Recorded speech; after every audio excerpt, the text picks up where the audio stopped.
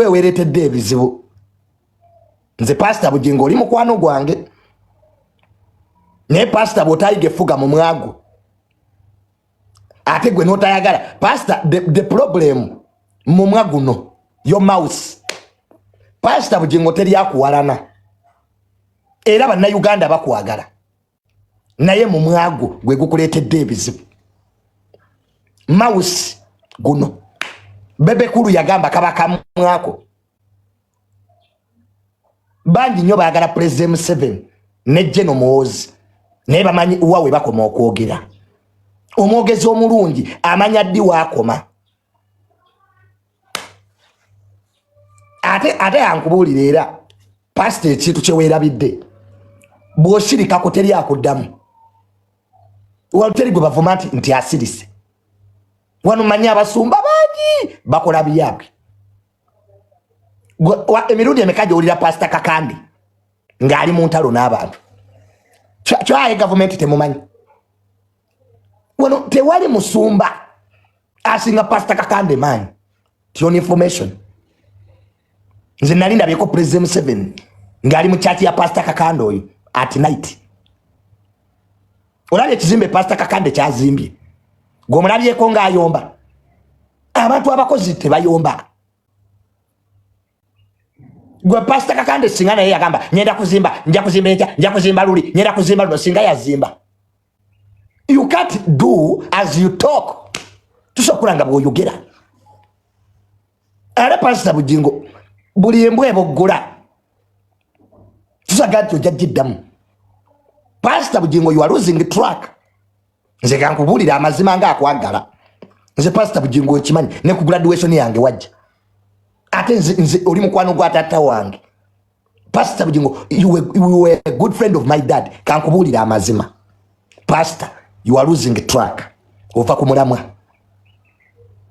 that is a fact Bujjingo wedda nze natandika owuliriza Pr Bujjingo nga ndina mwana muto I remember nali mu P7 yawo nyingira senior 1 nga ine enjiri gyabulira ku 7 ninge ensi yonna ekuteekako ku ssaawa 7 bale nga Pr Bujjingo abuulira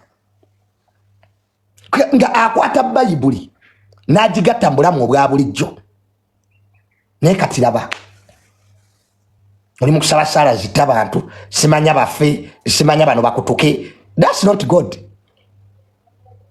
and nobody should tell you lies that is not God oyose Katonda Abayisirayiri newe bamunyizanga yasigala basindikira ba prophets even when the Israelites were sinners the Lord continued to care for them edini ebeerawo lwaboonoonyi si lwabatuukirivu edini tebagikoleranga kuba righteous kyoya Mukama Katonda agamba nja kulekawo endiga entuufu 99 noonyeemu eyabula kati gwe Pr Bujjingo buno obwana bwa social media bwe bukutuusezaawo okusaanuuka bwotyo lwiri noati osoma bayibuli eyo si bayibuli tekiriza mukutta tekiriza mu revenge edini kwagala let me tell you edini kwagala edini mutima ne bwolikera mu kyaki n'osaba ng'omutima gwo gukola toyagaliza you wish bad to people teri munadini mu nsi yonna asobola kwagaliza abantu bakutuke bafe ekyo sikirabango nasoma divinity I did divinity at A level eyo bayibuli gyolaba ndi mutwe omayama basumbamu abamu mwezi okwoza ati generation yeno teyasoma most of us know that Bible better than you we did divinity neba kubuuza set pose letter to the Corinthians neba kubuuza what showed Jesus' humanity the gospels of God we are knowledgeable about that Bible si nabwe nasoma naga nti neibawo wakunyiza mutte Yesu Kristo yakwata omukazi omwenzi awo mu Bible yawe omukazi yali mwenzi naye nga alabika awooma kwa ekyalo kyonna kirabika kyali kimukooye kati Yesu yasanga omukazi bamukuba oba omukazi yali ava mu nyegenyege nange saamanya I feel that woman gwe baali bakuba mu Bible alaka yali ava mu nyegenyege kati The village was tired of the woman. Nga bamukuba. Naye yali awoma. Yesu n'abagamba atakikolanga kamukube. Bonna bagenda. Jesus told them, anybody who has never cheated, beat this woman. The whole village went.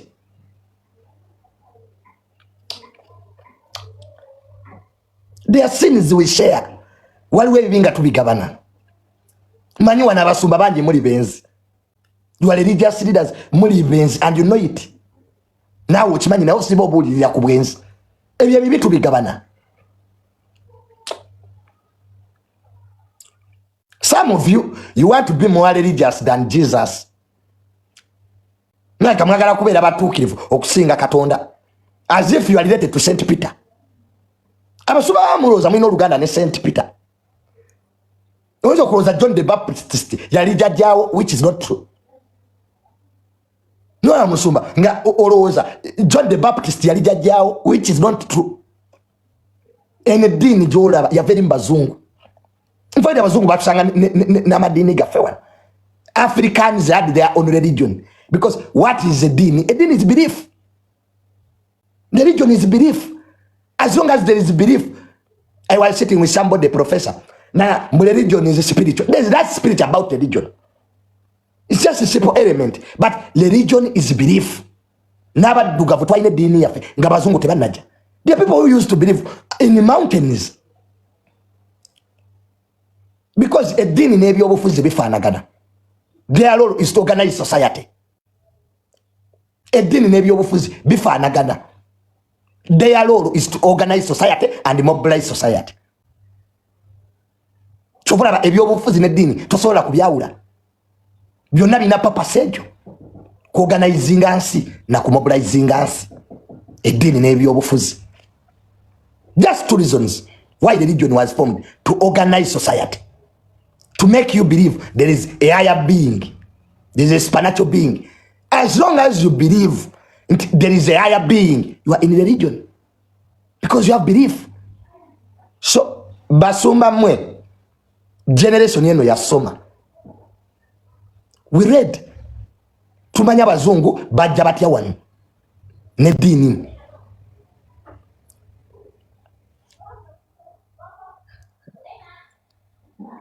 So,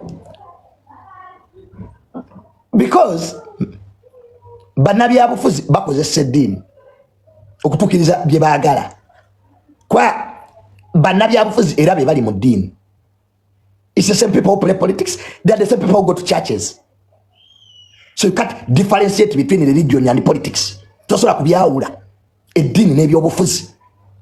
Kwa banabi abufuzi bakozesa edini okutukiriza bye baagala, to mobilize society. Kakati musumba, let me tell you, as your son, Pr Bujjingo, nga akwagala genda okole ekintu kimu, tosobola lwana na muyaga. You can't fight a storm. I don't know lwaki babagamba mbu okubeera mukwano gwa General Muhoozi oyina vuma Bobi Wine. That's not true. You can be a friend of General Muhoozi without abusing Bobi Wine. I can be a friend of President Museveni without abusing Bobi Wine. It can happen. Ndagayo omunyankola vuma Bobi Wine nkwesente. Tell me any Westerner who abuses Bobi Wine publicly. Just give me any Westerner. Gwendagayo omunyankola vuma Bobi Wine. Ombulirayo omunyankola avuma Kabaka. Abavuma Bobi Wine ne Kabaka baganda. The Bagandas are the ones who are abusing their king. Tiwali munyankola avuma Bobi Wine. Simulabangako. Nze ndabya abanyankole bangi mu government eyo. There are even banyankoles who have never uttered the word Bobi Wine in their mouth. Are they friends of the president? Siba kwanu ba Museveni. Mulekeraawo okulowooza okukola ebintu nti musanyusa abalala. You want it's way chini mu Uganda. Everybody wants to please Museveni. Everybody wants to please the president, even where there is no pleasing at all. You find the people are fighting hard to please him. which is very unfortunate, by the way. Very unfortunate. Nusaba minister, but in the president, Ababuli, the chocolate. Now, why are ministers? If Museveni could do everything, why are you there? We are waiting for the president. You know, this is the president. The constitution had to put ministers there because constitution has taken the president so collaborate more. You know, a whole ministry. It is a president. Micromanagement. Tegenda yamba gwangalido. Micromanagement. Micro. What you say, now you know we use tamanyiti abo ina na ina atyo boko zesa. The problem of this country is decision making. It takes long. And we mzee yatuka kwa COVID. President we gwanga yafuka omusawo. Tulinda president yatugali, tulinda president yatugule, tulinda president yatuwa madagala. You can't have a country like that. Tosobola. Your management ne market bajisomesa ngako. I've never seen it where an organization runs entirely on one person. Very one. Gemazima. So Pastor Bujjingo, I think we have had enough from you at the Daiko drawing board.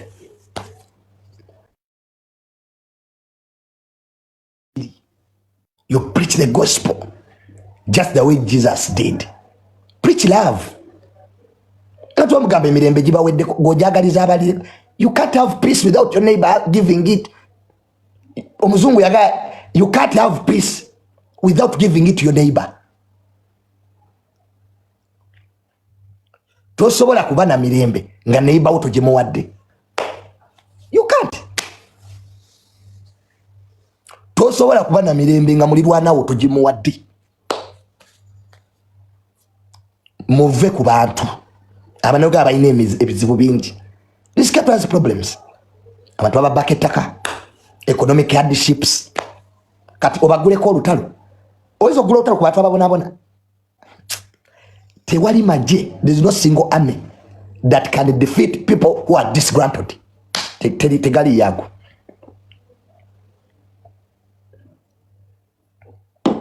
Abasumba mutuyambe. Mudeyo mubulire enjiri. Nga Yesu Kristo bwe yagiwandiika. Just say the pass. I was so embarrassed when I heard the sali. That's not a prayer. Pastor is stressed. Ne abakola ko church ya pastor bjo katere him. The man is stressed. Umusumba is stressed.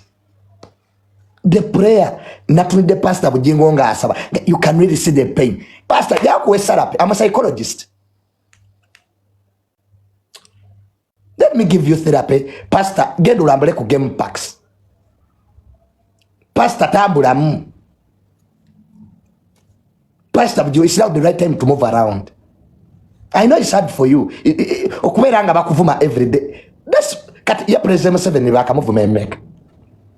Wano teri muntu asinze kuvuma nga president ne mutabani we General Moz. Nene kino ki principal nga kivuma General Moz. Gwe Bob Wine principal. Bobby Wine. Stop abusing Jenemuke. Olisi mutabani wa Solomon. Bob Wine, stop it. I don't know why Bob Wine toyagala kuba bakulembeze banno kitiibwa.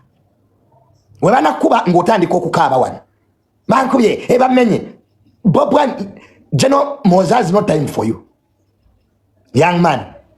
Nebuli wokwata omuzindalo. Omuvumo obutamivu mugunwa mwenna. Mugunwa mwenna omwenge gw'omuvuma principal. Have you ever paid the general's bill? Bob Wine is too much. Mayimu ganyokula n'okwebulirira bavubukamu abannopu. Nalabye n'ekino kizake nga kirwanira mu parliament. Gwe Zake, you are just stupid. Wetaga Keynes. Zake wetaga emiggo. How do you fight for chair in parliament? Tata wo entebe yazigula. Mu parliament mulimu bawandika erinnya ly'omubaka. Zake, you need the Keynes. And separate hooliganism from politics. Zake, you are just a hooligan who needs serious Keynes. I said that boy Zake, alimu parliament ya Rwanda. Fighting over what? A chair? oyina entebe gye waleeta Zaake in that house. Omanyi gwe Zaake olowooza taata wo yagaggawalira kyalo. Zaake, you think because your father is rich for the world, bajja kukuba. Weleeta olwo olugezigezo. Some of those MPs bakubi babikonde, they were boxers. Akakamanyiro Zaake koyina, that hooliganism eyakulemeramu. How do you manage the MP in the house? In the house, when the right honorable speaker is even there, Zaake, which more do you want to express about yourself that you haven't done? What more do you want to express, Zaake? That boy, kati nalabye Zaake bakutaddeko plasta ku mutwe. Akawanga kayatise. Did you have a crack on your skeleton? Some of these nope boys mubali mu struggle. Zaake bakutadde plasta ku mutwe. Did the skeleton get a crack? Your skeleton. Zaake oyina endoskeleton oba ekizo?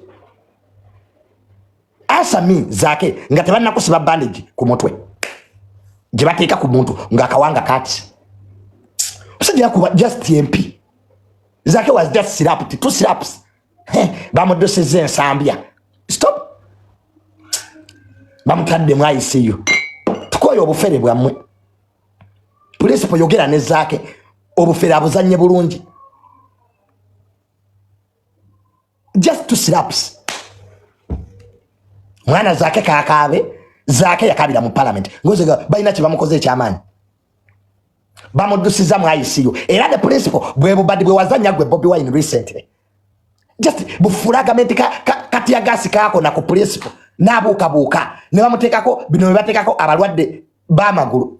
Naye principal no nawe obufere bukendeeze. Yes, Bobi Wine tukwagane obufere nawe bukendeezeemu.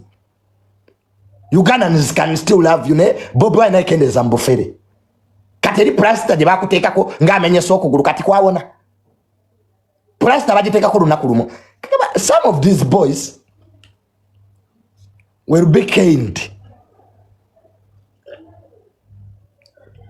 Mufere nenga mufera bulungi. Ka Bobi Wine ebyobufere byo bisobola. I know you can do those things well. Muterezeemu. Nobiraba nga bijja obojja. Nze tewali omusajja ndaba. Omukazi gwe wazaalamu omwana mu respect. Omusajja gw'olaga nsi nti banenfumba woono. Naawe owensalayo oteeke mukazi muno wansi. You put a fair woman down? No. That's on the way. Oba tategeera oba omukazi musefu as long as wamuzaalamu omwana. Men give your wives respect. Nga wamuzaalamu omwana. Era ze kasita omuvubuka atandika ebyo ebyekisiru. Omukazi gwazaalamu omwana akubba oba akubba. Lwaki wamuzaalamu? Siina kisa ku bavubuka eyeyambula empale nga kondomu weziri n'azaala ate n'amala n'ajja nga atwasamira. Omukazi anemeredde akulemeredde. We wamuteeka ku buliri muzaala omwana nga teyakulemerera. Singa nnyoko teyakuza wandibaddewo. Some of you abavuma abakyala. What if your mother did make you grow? Wandibaddewo gwe. Siraani mbwa nagawa. Abakazi batumazeeko emirembe ate nnyoko. Maama wo yandifumbye gwe. Byana bukula nga tebirimu magezi. Gweza n'okwogera ku mukazi gwe. Omanyi kye bayita omukyala gwe. A woman is a safe of secrets. Faba kuzeko ne bamama baffe. We know what omukazi kye kitegeeza. I know what a woman means. Era nze gwesanga omuntu ng'azanyira ku mukazi nyinza okuba n'enkutta gwe. Don't play with a woman. Singa maama wo teyakuza wandibaddewa. Gwavuma abakyala gwe. Gwe weereta ku nsi. Ne Bayibuli yekyogera, even the Bible. Maama wo ye Katonda wo w'oku nsi. Is your mother. Era Bayibuli egati maama wo agamba offe kituufu offe. Ne Yesu Kristo ebaali bamutwala omukomerera maama we yajja. Mirake yasooka mu Bible. Mary si yagamba Jesus nti omwenge guweddewo. Ti Bulakaleba aweddewo. It was Mary who told Jesus. Nti wali kabereya tewali. In the Bible, you know.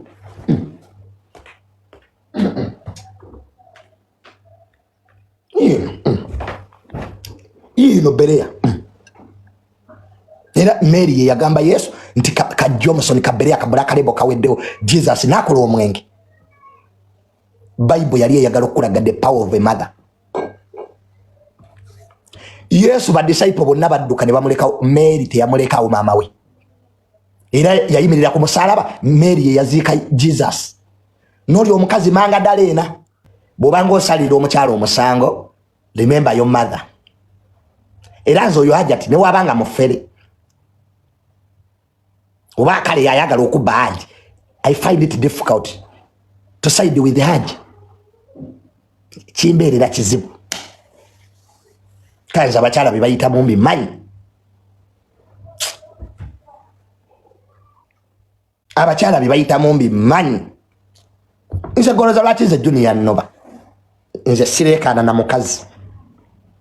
Omukazi yenna bwe ndabanga atandise okwekyanga nga nnoba. Nze sireekana n'abakazi era bakimanyi. Nze Junior osaye mbunga nevuma n'omukazi. Mb'omukazi amazeeko emirembe nga nnoba. Nzija mwanda we yazange nengato nga nyena mpangisa apartment. Nze nnoba. Babuuze. Bonna abakazi bembadde nabo bakimanyi. The moment I say woman behaving in a manner I don't understand, I get my boxers underwear nengato nga nyenda nga byonna mbimulekera. Era nze Junior wemba nno basina kyentwala byonna bya mukazi. Era ndoze bikazi binfunyemu. I start a new life.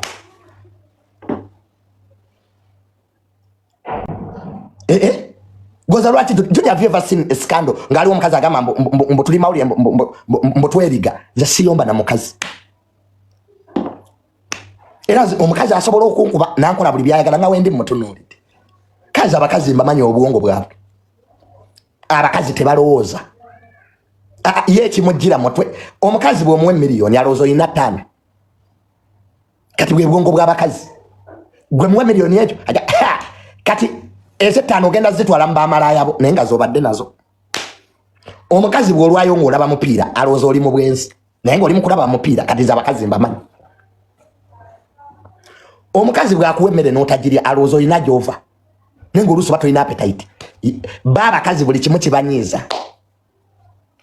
Kati nze tubula ewange siyomba. Era nze nga Junior wansanze ewange I'm quiet. Abakazi nabategeera.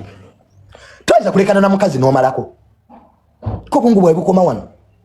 Era nze bwensanga omusajja ayomba n'omukazi omusajja yabaako ekikyala. You simply walk away. That is the best thing to do as a man. Kwa abakazi balina drama. Abakazi balina drama. Omukazi ayinza okukolako gwe fujjo gwe. Abakazi abo ate nga alina n'ebibiina ebimbawagira. So nze nnoba mangu. Era nze kasita nabanga omukazi otandise okummanyira nga noonyanda we yawe ziri. Nga nkwata ka suitcase nakagula dda. Bakayita zaavugiddewa n'engatto zange. Nga ndaba ennyumba engeri gy'onaagisasula asiriiwo. Nga tulinda lwenti we tujja okulaba husband ne wife. Gwe omukazi tokaayananga naye gw'omuleka. Landlord najja. Nga olw'omwezi guweddeko. We mutegeera who is the husband and who is the wife. Abakazi we babakola. Gwe kere nkyatuusa banka pini ya banka.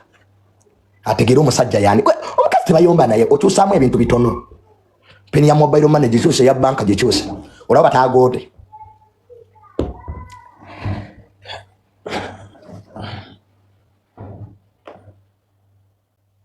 Ojja kulaba. Nze oli omwana yankubanga oli mukazi wange. Nga nkuba every day. It was too much. Nga buli wenzirayo wakankuba. Nenga mbeera waawo nankuba nebiggwa. Era nga banayiba bangamba naye Junior lwaki tonoba noddeewa omukazi ajja kutta. Nga banayiba we bangamba Junior omukazi oyo ajja kutta. That woman will kill you. You a younger man. Kwa bawuliranga nga everyday nkuba. Kati mpaka neighbor mwe nangamba Junior bw'otavaana I'm going to call your mother. Mugambe Junior bagenda muttira wano. Kati olunaku lumu omukazi oyo yankuba nnyo bayizawe. Nga wendi awo nsirise. Nemuga kati onkubira ki? Nemuga nkooye. Koyo okunkuba. Kati I told my dad. Nemuga dad. Omukazi abeera nkuba. Ne daddy nkooye. So my dad was like, what? chokebo yo mwala kuba nti ye my dad nangamba tugende mukube. My dad wanted to come kogo muziga amukube for beating me up. So you need at my dad mwali mumanyi nga you don't nga tokwata ko Junior nga woba yakala tatange aberenga musanyifu naye nga tonkwata ko era my dad yali anjagala nnyo and everybody knows. Ngera nga my dad ngambuza Junior ani akusumbuwa ngera nyenda ne mugamba dad you know what banku bambufumbo. So my dad nangamba no ba in fact it was my dad ye yajja nakimano kunchi my dad marriage nenzira ye waka kati awo sikyajjukira oba nenfuna omulala sikyabijjukira na bulungi because my dad kali yangamba Junior weweemu obudde so nanzizayo ewaka kati era omukazi oyo yasigala nkubira amasimu Junior ebyo bibaawo ebyobufumbo we biba ne mugamba mukwana ebyobufumbo byandibadde awo naye ebyokunkuba byo byebikunnemesesa naye bambi kale yali anjagala she loved me bambi for real omukazi yali bambi anjagala